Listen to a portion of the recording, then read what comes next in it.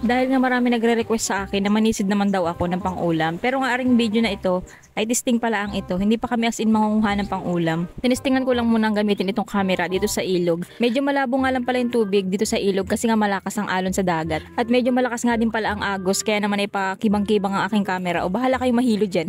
Tapos ako'y parang inakabahan pang manisid kasi nga ay ang daming salabay ngayon baka ako'y maisahan.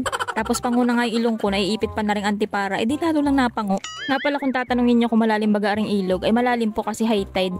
Doon pa nga lang pagbaba ng hagdanan namin ay hampos tao na. Parang naninibago nga pala ako ngayon sa paninisid kasi nga hindi na ako sanay. Kasi ang tagal ko na rin hindi nakapanisid. Nga pala itong video na ito ay wala na akong ginawa dito kundi itubog lang na itubog aring camera din sa tubig. Kasi nga tinitestingan ko kung hindi baga siya papasukin ng tubig. Kasi nung unang try nga na ginamit ito ni Papa dito sa ilog, ay napasukan agad ng tubig. Hindi ko naayos yung pagkakalagay ng case. Tapos ayan nga kung mapapansin nyo hindi ganun ka-quality yung kanyang camera. Pero maganda naman siya sa ilalim ng tubig. At saka abay mainam na yan kaysa naman yung cellphone ko ang patubugin ko sa tubig.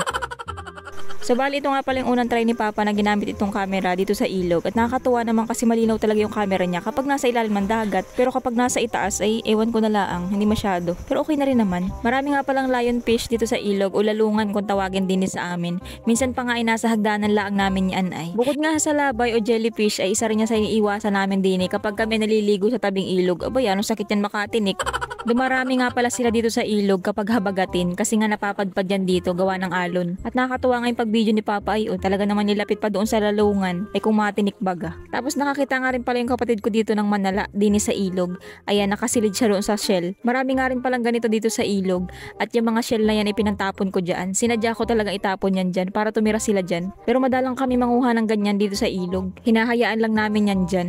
Pero minsan kapag kami walang maiulam, ayun kinukuha namin, hinuhuli namin sila. Kapag medyo kalmado na nga ang dagat o di kaya naman ay yun, malinaw na ang tubig din sa tabing dagat ay maninisid kami, tatry namin. Manguha kami ng balakwit.